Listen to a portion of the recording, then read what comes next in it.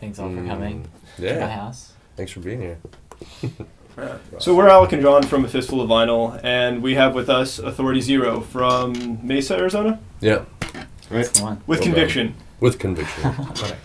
So you guys just did a pretty awesome live set for us, and you're flying off to Australia in a couple minutes. So I don't know, I kind of want to get this to really the brass tacks of what it is that you guys are, I guess, trying to accomplish with Authority Zero and what you kind of feel like you've accomplished so far.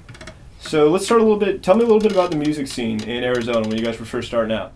Yeah, starting out, it was, back then we started the group in 1994, just as a bunch of friends messing around, and we didn't really belong to any particular scene, to be honest with you. We played all over the map, the music styles we played. We just didn't know what we wanted to do or what we were even doing, just trying to figure it out, And so, but I mean, when we started playing out quite a lot more, a lot of the bands, there was a lot of good punk bands coming out, and then everybody really started kind of helping each other out and working together a lot to help build each band, instead of every man for himself. It became a really collective effort. And, bands just started going out to each other's shows, and you'd see the same faces a lot of times, at all these different places. If it wasn't a show this guy's doing, they'd all be at your show.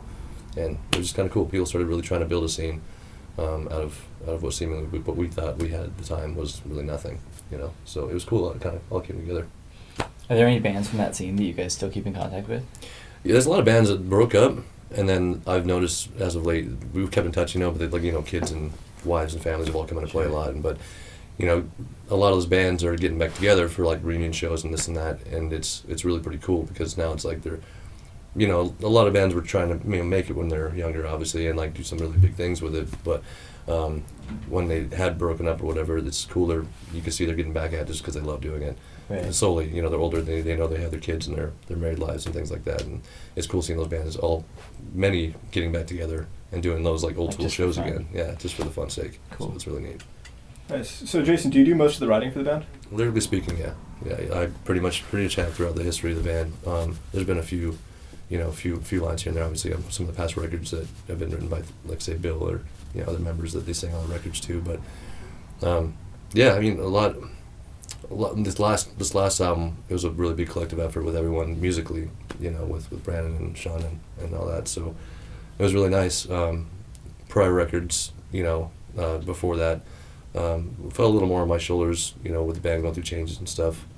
And a lot were done acoustically and just transformed and morphed into whatever they became, But in the earlier years, it was really a super collective effort as well, as everyone had their own, own little say. And things were really diverse, obviously, in that matter, too, because everybody came from different walks of music and life and just certain styles they were into and enjoyed to play most. And that's why the sound of Authority Zero has always been kind of that eclectic mix of things, because we never really put a stop on anyone's personal preference as to what they like to play or wanted to hear. We always gave everything a shot, and that's kind of where the sound developed from, I guess. Mm-hmm. So like you said, you guys have been through a bunch of different bandmates. Mm-hmm. How has that affected sort of the flow of the music and the progression? Did you have a certain sight when you started the band, and did having new people come in change that? And then how have you guys dealt with coming into the band recently? It certainly changed. It certainly changed things up a lot. With different people coming in with different personalities and different styles again. And then being open to accepting those and bringing those in to be a part of the music writing process. But again, with the beginning of the band, like I say, we really had no rhyme or reason to what we were doing. We really didn't plan on doing anything with the music, being a big band or doing any of this successful, whatever case stuff. We just enjoyed what we did. We played whatever we wanted to play. And that's probably why we didn't fit into a certain scene, and we were kind of like the loners in a sense, is we really didn't do just full punk band or full rock band or whatever, this and that. And it was probably looked at as kind of weird, not good even in many ways, especially in the earlier years. We really didn't know what we were doing. We were more learning what we wanted to do and learning how to play our instruments and refine those different elements, But yeah, again, with now bringing other members in, it's definitely helped the band grow into a different direction in many forms, but also keeping the what we've developed to this point, as well. So it hasn't really taken away from it. If anything, coming in is, coming in and learning other people's songs, you feel like you're in a cover band. Right. Even though you're in the band, you haven't invested in the writing process and the recording process. Until you do that, it feels a little bit strange to make any changes or put too much of your own personality into it, because it is somebody else's art. It's kind of, it's But then also, I mean, once you do get to the point where you can, throw your ideas out there creatively, you also have to respect the history of it and where it came from, and you can't just be like, well, I got this black metal jam that I want to do, and you're like, Right. well, that's not really, it's Rock and roll. to a degree, there's a certain amount of freedom to do, to be your own person, but at the same time, be respectful of where the band came from, and Yeah, right. as long as it's evolving and everybody's in the band is stoked on it, then we're good, And that's one thing too. Always like with new people coming and whatever else. It's like it's always been kind of that open thing. Like you make it your own, obviously too. Because people are gonna tell if you're just copy and pasting something. And like hopefully let your personality shine and let people feel comfortable that this new guy is in the band and it's okay that it's supposed to scare you off or anything weird. Just I don't know. Yeah. That's the same thing with me. It's the same thing with me, man. Like coming in, I haven't been on any of the recordings yet, and taking Jeremy's bass lines and trying to really do them justice, as well as kind of put myself into it, was sort of a challenge. I wanted to do justice to what has already been there, but also kind of put my own spin on it, without freaking people out. So the first band practice that we had, I was like, hey, there's like this one thing that I do different, like, just tell me if it's cool. And they're like, yeah, man, just like do it your way. And it's like Brandon said, though, you got to be very tasteful and you got to respect the history, and respect what the band is and has been. Fans take it very seriously. Yeah. When it's not exactly the easiest thing to come into a band that's been around for a long time and be a new guy. Some of the fans are a little bit like, I trust I'm him. watching you. Yeah, right. What happened to that old game? They're listening for like the smallest little thing in the song. Like, I wonder if he's going to remember to do this. I've had people come up after like, you did the thing in that solo. I heard it. Good job. You're all right. I'm like, well, thank you. Yeah, Cool. right. And then other people are, they've got their favorites. Everybody does, Yeah. Yeah. So So I guess on the topic of like respecting history, especially for a band that's been around for as long as you guys have, I want to hear a little bit about sort of some of your contemporaries starting out who sort of shed like inspiration on you guys. What who kind of set the stage for the sound you were going for? Because it sounds like it's such like an amalgam of a sound. It sounds like it's just like a cocktail that you've put together. I have to imagine there's a lot of variety in who you took as inspiration. Well, that's what I'm saying too. Is like everybody in the all of the original guys I grew up with, with Bill and Jeremy and Jim and all them. Like we all just super polar, not completely polar opposite styles of music preference, but I came from pretty much like I really enjoyed just straight skate punk, and Bill was really into blues and funk and Chili Peppers, stuff like that too, and Jeremy was really into Megadeth metal. He did a bunch of metal stuff, and Jim was always into hardcore and a lot of hip hop stuff. So which typically drummers end up being with a lot of the beats and stuff, but it was just really like all those elements that that like I say that we each appreciated and loved, and there was really no specific one or this other influence musically. It was really just a lot of it was what I heard, picked up along the way, like earlier bands, obviously Bad Religion, stuff like that. It was played a big influence and big role in my personal taste and in music and all that coming up, and everything to Op Ivy, all that old school stuff. Honestly, I wish there was a bigger list of exact artists to tell you, but it was really just all those different styles and different musical tastes that just all kind of played a role. And like I said, we never turned any of them down, and we were accepting to like, we'd push, be like, I really want to hear more of this, I'd love to hear more of this, and then in the end it just became whatever it became. So we never knew what to call ourselves or what kind of music we even portrayed it as, we still probably don't to this day. yeah, it continues. Yeah. Yeah. I was thinking about this thing about history, right? Do you guys feel now that you've sort of Arizona? That's like the one thing you're not supposed to do during an interview. Anyway, on the topic of punk rock, I guess I kind of want to get into I'm really obsessed with the philosophy of punk rock, especially since I think you guys have kind of a unique perspective on it, and that you've been a band for so long. How has your perspective on the idea of being punk rock changed over the course of being a band, and with that maturing and growing up and getting married, I'm assuming? Yeah. I mean, still doing it, obviously, this many years later, and the ups and downs of whatever's happened, and it's only strengthened, to me, only strengthened my my love for it and my beliefs and it, whatever you want to call it, you know what I mean? It's just like the free will of doing what you want to do, doing your thing, you know, being able to in some way beat the system and play music and have people appreciate it and stay with you through all the years of those ups and downs and through the different musical cycles that have happened in that last 20 years, you know.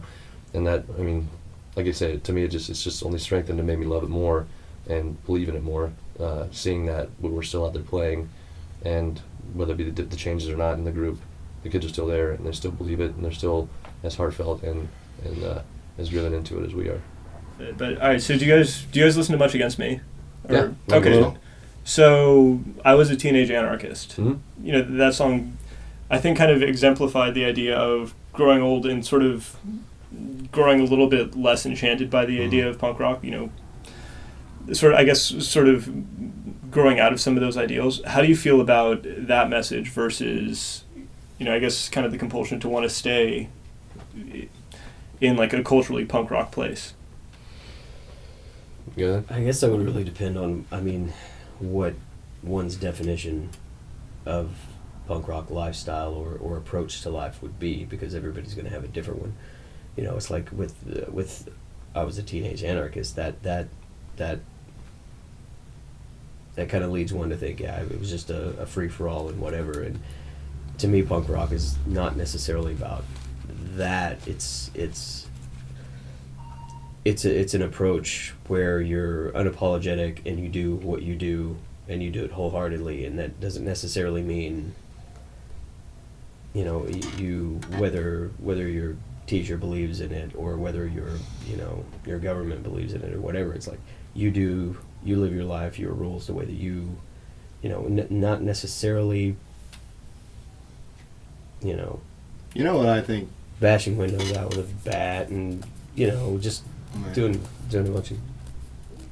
I think that if you're the type of person that's into anarchy and into punk rock when you're a young kid and angsty, then you're also the type of person that carries certain core values with you into adulthood, which is just basically like the drive to question authority and to go your own way in general. Cool.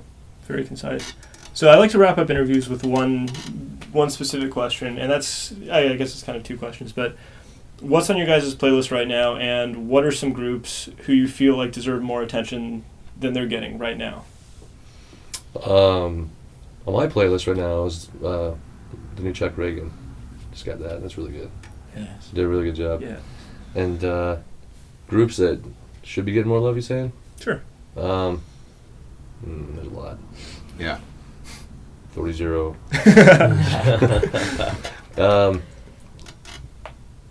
I've been listening to the new Larry and his Flask a lot. Cool. That's a really Those good guys are record. great. Yeah. That's awesome. Good band.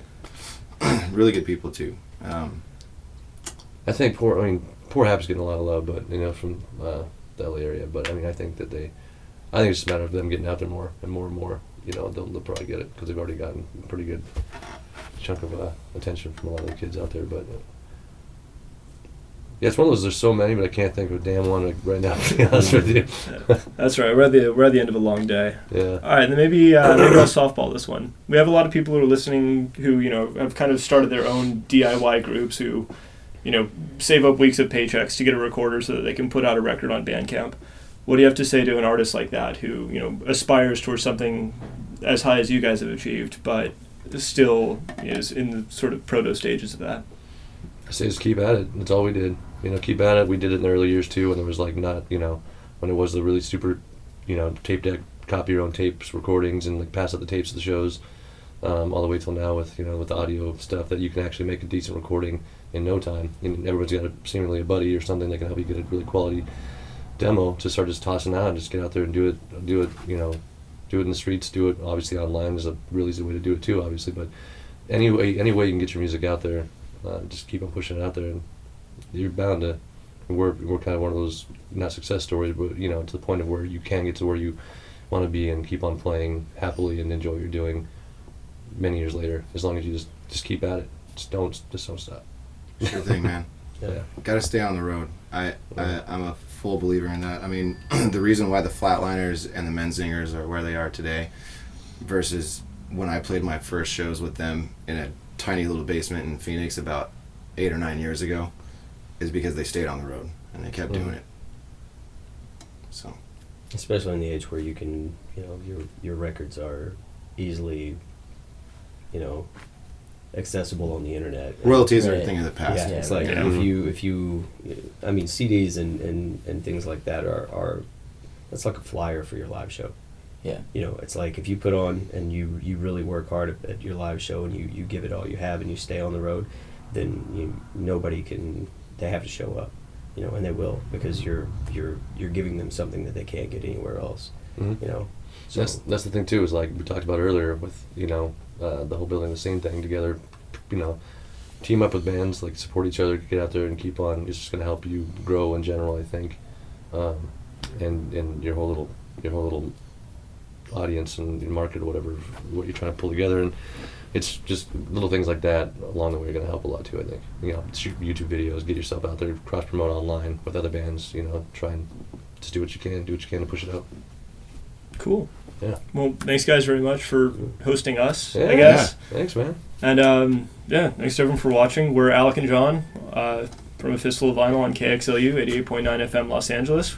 This was Authority Zero, and Thanks, guys. Thanks, guys. thank you. All right. bye. Meow. See you guys. See you guys.